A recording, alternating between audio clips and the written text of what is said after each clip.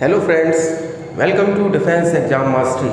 दोस्तों, जिस तरीके से किसी युद्ध को जीतने के लिए एक सही और सटीक रणनीति का होना बहुत ज़रूरी है, इसी तरीके से किसी भी एग्ज़ाम को पास करने के लिए एक सही रणनीति का होना आवश्यक है। तो दोस्तों, आज मैं आपसे आने वाले एफकेट के एग्ज़ाम के लिए क्या रणनीति आपकी होनी चाहिए उसके बारे में थोड़ा सा डिस्कशन करूँगा। तो वैसे तो इस एग्ज़ाम के लिए स्टूडेंट्स ने अपनी रणनीतियाँ बना ही ली होंगी, लेकिन फिर भी मुझे लगता है कि ये दो रणनीति ऐसी हैं जिनको अगर आप फॉलो करें अपने एग्ज़ाम में तो आप अपना एग्ज़ाम में 5 से 10 मार्क्स ज़्यादा स्कोर कर सकते हैं। तो पहली जो रणनीति है वो है सेक्शनल अप्रोच। जैसा कि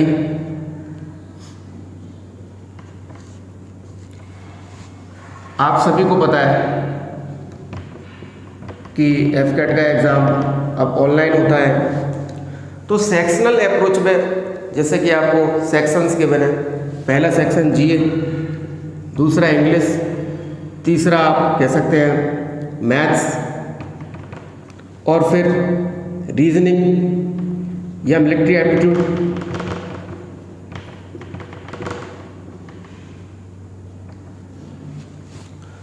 तो जीके, जीएस, करंट अफेयर्स ये सभी का एक अलग सेक्शन है, इंग्लिश, मैथ्स, रीजनिंग या मिलिट्री एप्टीट्यूड। तो सेक्शनल अप्रोच में आपको करना क्या है कि सेक्शनल अप्रोच में देखिए सभी स्टूडेंट्स का कोई ना कोई एक वीक पॉइंट भी होता है और एक स्ट्रॉन्ग पॉइंट भी होता है, ठीक है। तो जो भी आपका स्ट्रॉन्ग पॉइंट है वो सेक्शन आप सबसे पहले करेंगे। अगर कोई स्टूडेंट इंग्लिश में अच्छा है तो वो इंग्लिश करे, जीके, जीएस या करंट अफेयर्स के क्वेश्चन आसान लगते हैं अगर तो वो करें, उन पर अगर कमांड है तो रीजनिंग, जिससे लगभग 30 क्वेश्चन आने आपके पेपर में, मैथ्स से 18 और यहाँ से 25 से 30 लगभग, और यहाँ से 20 से 22 क्वेश्चन का वेरिएशन रहता है। 20 से 22 क्वेश्चन यहाँ पर आते हैं, 2 क्वेश्चन का वेरिएशन, जीए या जीके या करंट अफेयर्स आप बोल रहे हैं इनको। तो देखिए, जो स्टूडेंट्स मैथ्स में अच्छे हैं तो वो मैथ्स को शुरू में नहीं करेंगे, अच्छे हैं तो भी, अच्छे नहीं है तो भी। तो मैथ्स का जो पोर्शन है आप बिल्कुल एंड में रखें। कई बार क्वेश्चन इजी लगता है और डाटा काफ़ी कैलकुलेटिव होने की वजह से इजी क्वेश्चंस में भी टाइम लग जाता है। तो मैथ्स का सेक्शन तो आपको बिल्कुल एंड में करना है पेपर के, यही आपके लिए बेटर रहेगा।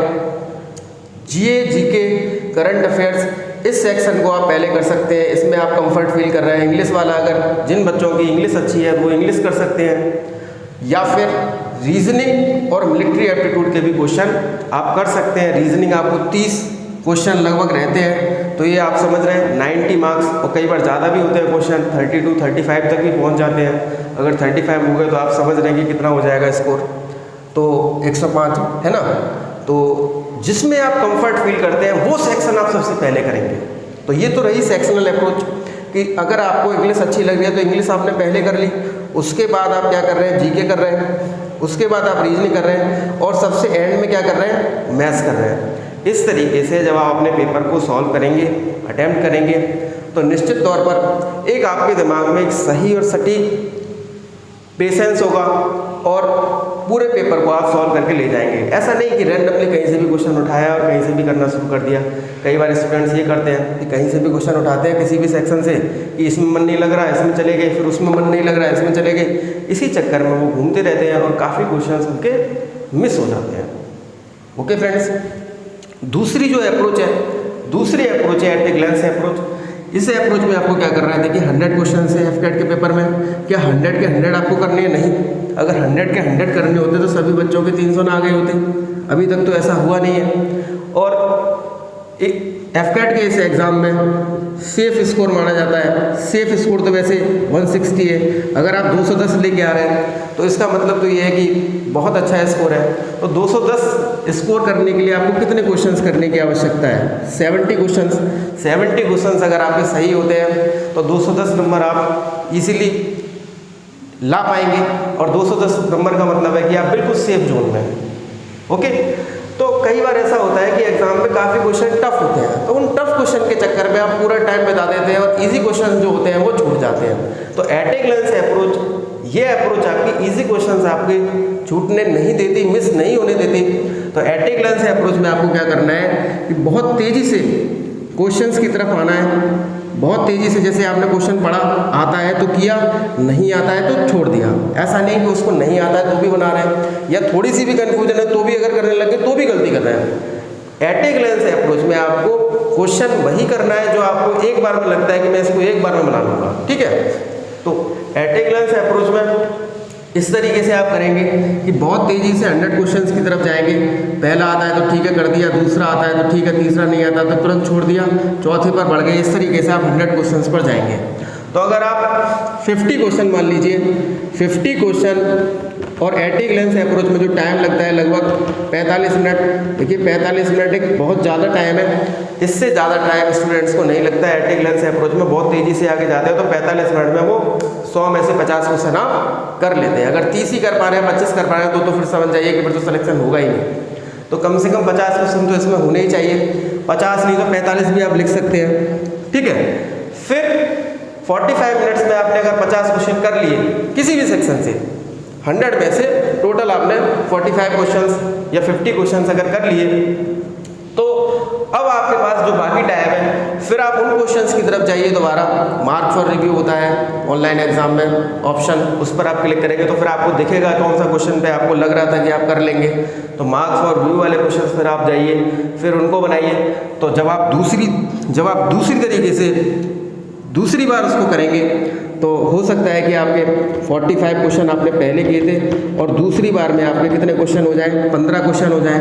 तो 45 और 15 कितने हो गए दोस्तों, 60 क्वेश्चन। तो इसका मतलब 60 क्वेश्चन, और दूसरी बार में जब आप जाएंगे तो हो सकता है आपको 45 मिनट और लग जाएगा, क्योंकि दोबारा करने में काफ़ी समय लगता है। और दोबारा जो क्वेश्चन आप करते हैं उनमें क्या होता है कि टाइम भी बहुत लगता है, क्योंकि पहले वाले जो क्वेश्चन आपने 45 मिनट में किए थे वो क्वेश्चन तो आपको आते थे बहुत अच्छी तरीके से, लेकिन जो सेकंड फेज होगा आपका एग्ज़ाम को करने का वो 45 मिनट्स का होगा, क्योंकि उसमें आप वैसे क्वेश्चंस करेंगे जिनमें आपको डाउट था, कम आते थे, या फॉर्मूला के बाद आपने कर लिए।